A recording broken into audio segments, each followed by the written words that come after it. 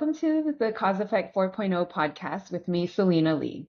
How can AI-driven insights transform agriculture, climate change, and natural resource management on the continent? And what unique challenges and opportunities does Africa face in building its own sovereign AI, data, and computing ecosystems? My guest today is Kate Kallot, founder and CEO of Amini, a groundbreaking AI startup that is revolutionizing environmental data infrastructure across Africa.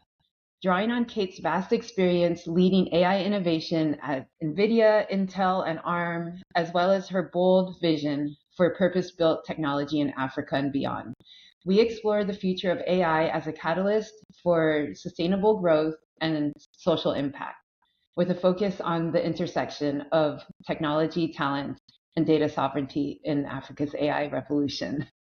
Welcome to the podcast, Kate. Thanks, Celina.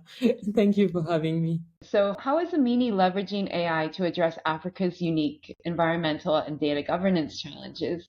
And what role does local or sovereign AI play in your vision? We started as an environmental data company because we thought that this is where we could make the biggest impact. But we actually realized that as we were serving our customers, Africa has a deeper problem, which is a whole of infrastructure problem. We're still pretty much compute scarce, connectivity scarce, and data scarce. And if we want to be able to make a true impact on the continent and move things forward, we actually had to address that entire stack and that entire scarcity as one rather than in silos. So really at Amini, what we're doing is that we're building sovereign data infrastructure for Africa and the global south. So what that means, one, we deploy micro data centers and supercomputers in shipping containers, literally shipping containers that are powered by renewable. We also have built a data platform that allows us to ingest multiple types of data. In our continent, a lot of the data is still extremely unstructured, fragmented, analog, messy. So our data platform kind of does the job to take any unstructured data and transform it into structured data pipelines. And then we also build our own models. So we train foundation models. Some of them are released open source on Hugging Face. Others are deployed for our customers on-prem. And then on top of that, we build a few applications to kind of get the ecosystem started. It seems like a lot, but for us, we think that because we're not operating in places of abundance where there are already a lot of like point solutions where sometimes you can just build another point solution and like really change a whole market. Here we really needed to build the whole stack and the whole infrastructure. And that's kind of what we've set out to do as a company, because we think that if we solve that deep infrastructural challenge for the continent, then the ecosystem, the developers, the other startups will kind of follow and be able to grow. You've kind of mentioned it a little bit that, I think the African context and other, global South markets context is a bit different. You've had experience working at companies like NVIDIA, ARM. So, are there other ways or, maybe, you have some specific ways that you see that Africa's position as a frontier market? Like, how does that influence or how does that change the way you think about like AI development and deployment, compared to a global north type of market?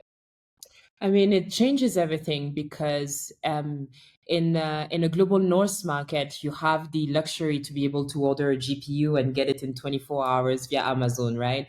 You have the luxury of not having to worry about power cuts and electricity is constant. You have the luxury of having Wi-Fi everywhere. And you have the luxury of being able to access and afford a lot of the tools that exist there.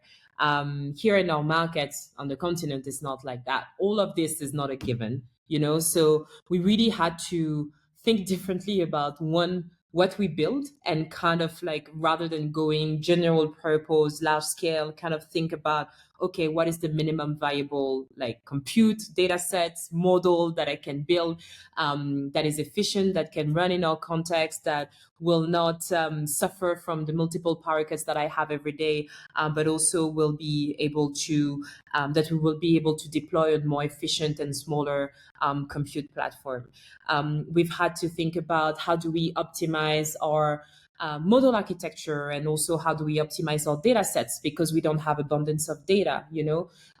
What are some of the tricks that we can play with technically to be able to get to a level of accuracy that's acceptable, but also a level of a performance that's really good and solid and on par with other global models. So all of this has been kind of like what our team has put a lot of thinking into the past 3 years, and that we've had also the chance to kind of share with the local ecosystem and expand with local data scientists and developers, and kind of like take them on board the journey to say, yes, this is what you're seeing coming from global north, but our scarcity is an advantage, because if we take it the other way and we purpose built for our context, this is where we win as a community. I was actually talking to an MIT professor a couple of weeks ago who was telling me that she did a research on putting side to side global innovation and local innovation in Africa, especially in the context of climate. And in every single scenarios, the local innovation was beating the global one.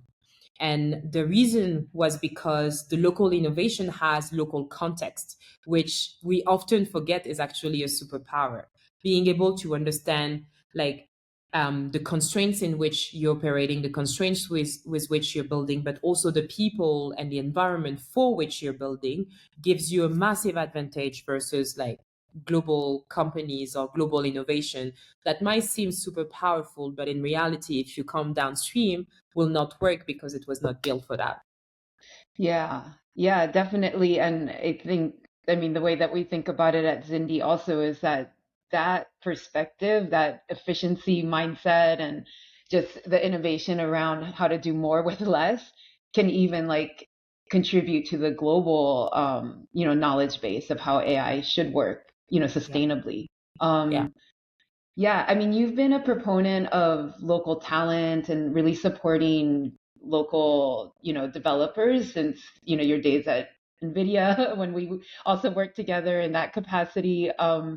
How do you see the talent landscape, developing in Africa, and especially over the last few years? I mean, what are you seeing right now? So I had the chance to like be supporting Africa while being at big tech and being sitting in like New York City, and now being back on the ground at home and doing this from here. And I think that over the past like 3 to 4 years, the span of which like it took me to come back, like developers have done so much progress, and every day I'm like amazed by some of the solutions that I'm seeing coming from the ecosystem, and also some of the thinking that they are going through. I think one of the misconception is that because we don't have those large scale startups, multi-billion dollars companies on the continent, like AI innovation doesn't actually happen here.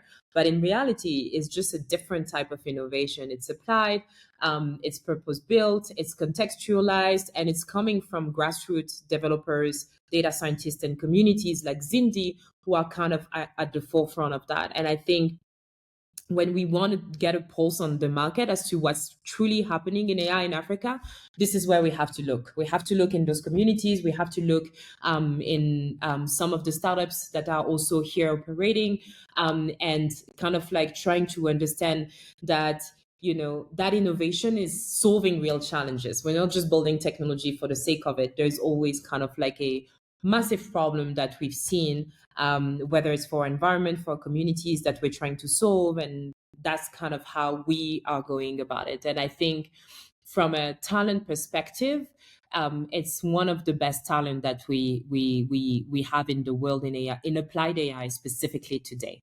Yeah. I've been so amazed. I mean, we've worked together for the past couple of years, but even in the context of Amini, some of the competitions we've run on Zindi around the foundation model that we trained and such, like it's been really amazing to see that talent.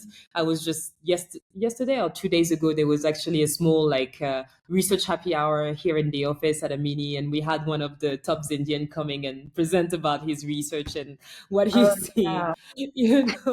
so there's a lot that's happening. It's just happening like outside of like the big rooms and in closed room, and it's just like small Yeah. developers actually just congregating in like small communities, and we just have to find them and give them a platform to elevate them. Definitely, yeah. And I need to thank you for your partnership over all these years. Your support has meant so much. And I mean, and that when you shared with me a picture of Stephen Kolesh, who's our number Yeah, one on Zindi, like at your office, that was awesome. It means a lot to the community, you know, it's great. I mean, and that's the thing is sometimes they just, like you said, they're there, but yeah. to the extent that we're able to give them platforms and really showcase themselves, you know, that's the missing piece sometimes. I mean, at Zindi, we've also come across a lot of conversations about kind of resource constraints in terms of compute, access to GPUs. I know you are addressing this. I mean, can you talk a little bit more about how you're addressing this and how you think this is impacting AI startups and developers in Africa, and what's the future? Yeah, so from a compute standpoint, this came across a bit organically as we ourselves were struggling to get access to GPUs. So when we decided to like install a small cluster in our offices, and realized that most of the startups and developers around us were facing the same challenge, we kind of decided that maybe there was something that we could do to help. So that started by like providing access to GPU hours to developers a little bit, like kind of coming to our office and working. And it expanded into working with governments to help them understand like what's the minimum viable compute that they need to deploy for their own countries. Because right now, a lot of the narrative that's coming or that's floating around AI across the world is that, oh, you need to have access to gazillions of GPUs, multi-billion dollars, kind of like supercomputers and data centers, and this is the only way to do AI. But truthfully, it's not, and especially in our context where a lot of the with constraints about a lot of things, including electricity and connectivity. So we kind of looked into how we could support equipping kind of like the minimum viable compute that countries needed. And that really came about or realized itself by us starting to deploy micro data centers. So think about them as like a shipping container, which has storage, GPUs, cooling, like literally a data center in a box. That can operate on renewable, is also built for to resist to like extreme weather events, and kind of can be used in the context of like the first investment then that a government or a community will be making into compute, and that basically changed the narrative around sovereign infrastructure, around large scale compute deployment. It actually made country realize that they don't actually need to chase those large scale. What they need is to understand, one, where is their data, how much data they have, what's the right size. It can come prefabricated, completely ready to use, and then where are their developers to kind of uptake that compute and be able to use it. The first country who who came on board with us was Barbados. And in Barbados, we've deployed that micro data center, 0. I think this one is 0.3 megawatt, and kind of like also adding over time and allowing them, one, affordability of compute GPUs that they never had in the country, but secondly, kind of to right size what compute they need to deploy for the use case that they want to make and continue their investment over time. So that has unlocked a lot in the ecosystems, in the ones we're operating in, and we're looking to continue increasing that across Africa, not only, but also across the global south. Wow. In the project that you're doing in Barbados, are those GPUs then serving, I guess, the government use cases? Is that the idea? Yeah, serving government use cases, but not only, Mhm. also serving researchers and developers, because the Mhm. government is extremely keen. They understood very quickly that, they will not solve they're not problem solvers, they're not developers, they're not data scientists, but they have a vibrant community in the country and also around in the Caribbean that need access to those GPUs. And their bet is that if they're able to remove the barrier to accessing GPUs, if they're able to have structured data pipelines, then the innovation will shoot in the country. So that's the bet they're making, and I think this is what we're seeing when a lot of big tech companies today talk about, sovereign data infrastructure being factories for intelligence, where if you are able to provide that to your ecosystem, then the intelligence that's coming out, a lot of the solutions and applications that are coming out are basically the new currency for your country. And I think this is exactly the path that Barbados is following right now. Yeah. Um, so taking a step back, like a basic question, I mean, how do you define sovereign AI? There's so much talk about this. So how do you define sovereign AI? And I guess where does like local AI ecosystems, innovations, inclusive AI kind of like play a role?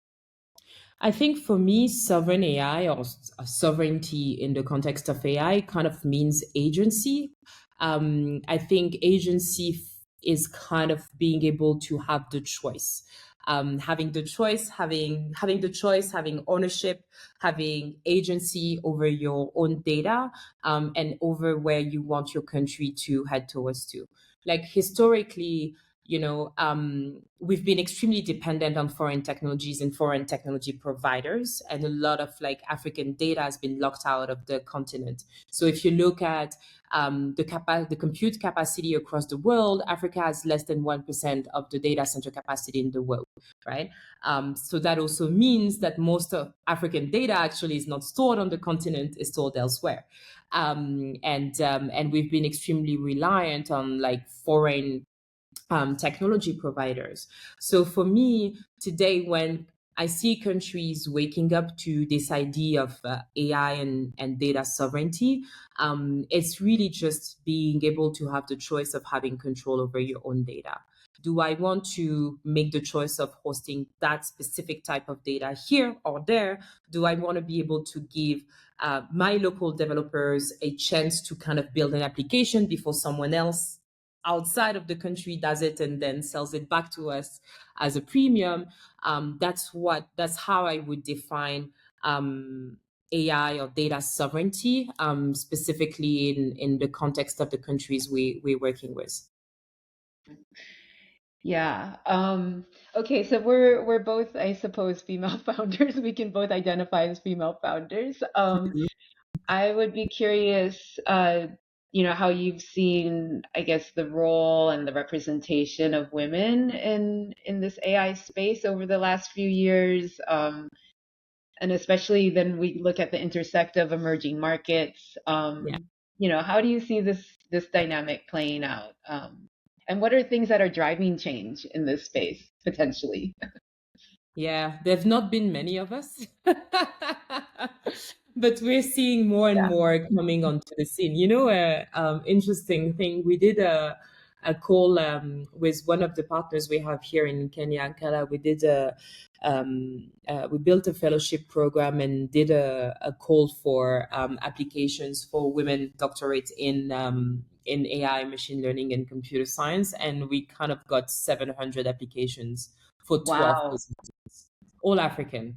Oh my gosh. So we're here.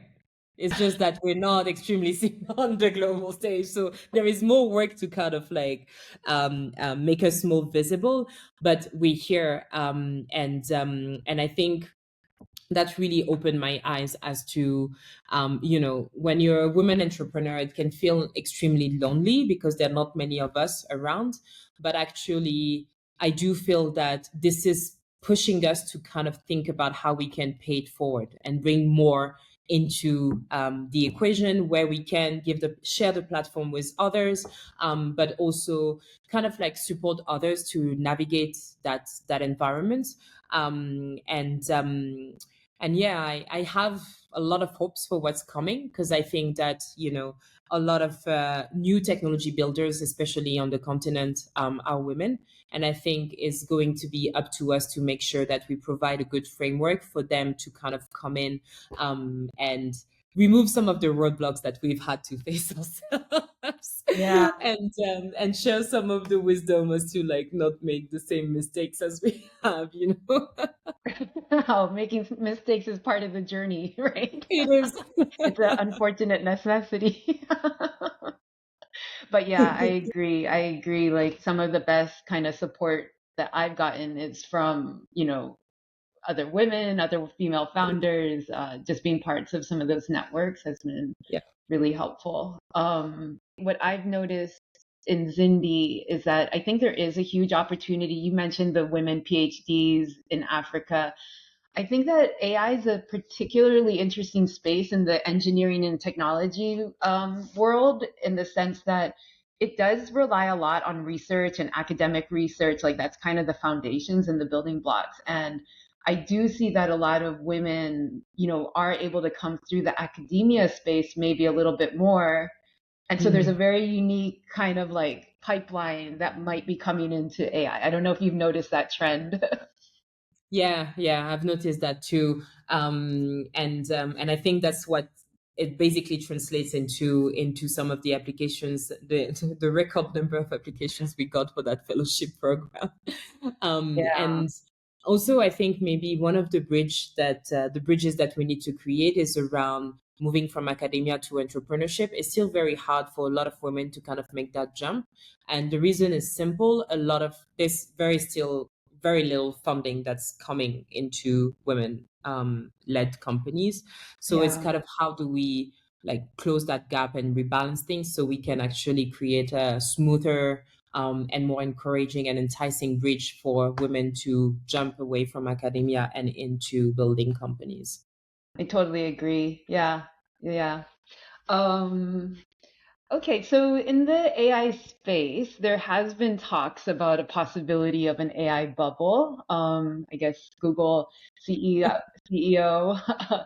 Sundar Pichai has stated that he sees irrationality in the current AI investment boom, and warned that no company is going to be immune. Yeah. So do you see, a likelihood of an AI bubble? And if so, what would be the impact? How do you think that would play out in the AI ecosystems that we're in, like in Africa and the global South? I think we are definitely running the risk of a bubble. I mean, just look at the amount of investments that go into like large scale general purpose company, AI, model development companies, and kind of how really inflated some of those valuations have been.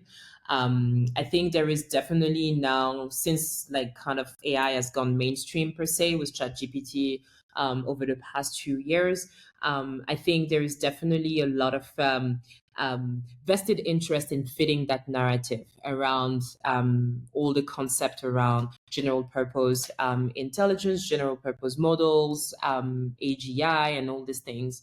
But ultimately, just like with every new technology and every cycle, we will come back down to earth. And what will survive are actually the companies who are solving true problems, where it's not just about that next piece of technology or that large scale general purpose model. Is actually, am I solving a true challenge?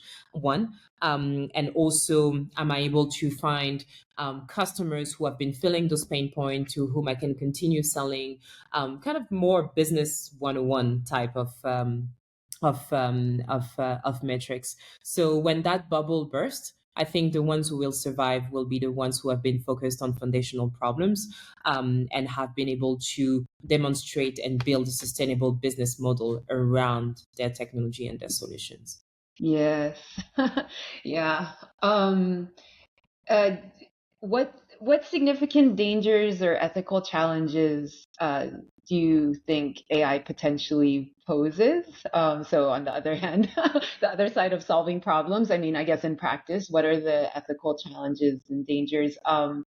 And what can African organizations do to address this or put in place the safeguards needed? Yeah, I think ethics is definitely one of the biggest challenge that we're running into in this field, and like with every other technology or every other tool, if you build a tool and you put it in the hands of someone, ultimately it's going to be the person's intent with that tool, or how this person is going to use that tool, that will make it harmful or not. So I think with AI is pretty much the same. There's a lot of education that needs to be done around the dangers, around usage, how to use an AI system correctly, what to build or what not to build. And I think it's about kind of like looking at this as an ecosystem, or as a whole, rather than isolating into different silos. Let's say making sure that there is more representation, making sure that some of the tools are built for different types of communities, but also like understanding those communities and their challenges. Now, when it comes to Africa, I like to think that because we actually, a lot of the challenges the problems we're facing on the continent usually relate to environmental challenges or technologies or communities. We're actually building a more ethical AI than the rest of the world. And I'm pretty sure you see this on a lot of the Zindi challenges that are coming. It's always like either for an environmental challenge, a challenge that a city is facing, a challenge that a specific community is facing, underrepresented communities facing. And I think that's the beauty of like operating in this space and kind of like having really guiding developers to focus on those real challenges, is that by definition of the problem that they are solving, the technology they are building is ethical and responsible. Yeah. Yeah, I agree. I think, yeah, I tell people that like every startup in Africa is a social impact startup. We all, yeah, But because everyone's just trying to solve real problems. There's no other option. don't have the luxury of solving problems Yes, that don't exist. yes, exactly. Exactly. Yeah, so I guess a final question is, I mean, you've been talking to a lot of different African governments and these international bodies. Yeah, what policies or strategy priorities do you believe are going to be critical to ensure that AI drives true economic and social development sustainably in Africa? There's been a lot of question around some of the policies that need to be implemented. And I think part of what I've been telling government, especially in our context, is that you shouldn't try to copy and paste a regulation that's being done elsewhere, whether it's the US or Europe or China, because the like AI innovation in our context, like we spoke about in the previous questions, is that it's happening much differently than in the rest of the world. So by deciding to kind of like copy what another region is doing, you are running um into the danger of kind of stifling that innovation and regulating it a little bit too soon.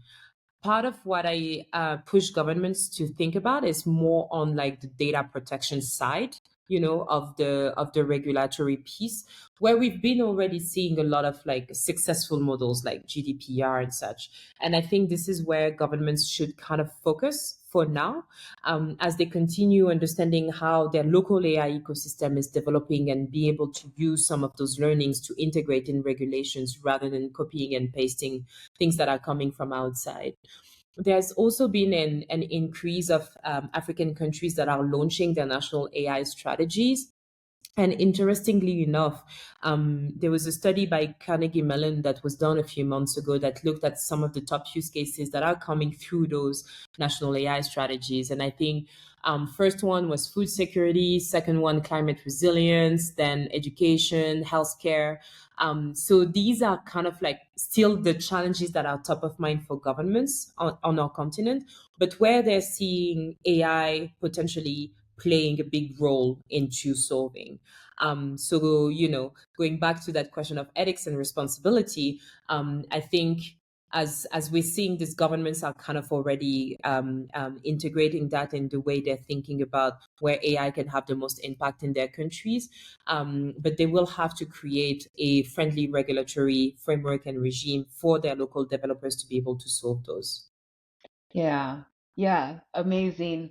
Um, well, I think those are all the questions I have.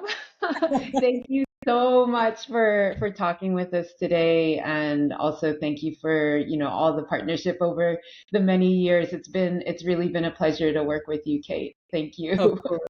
Thank you, Celina.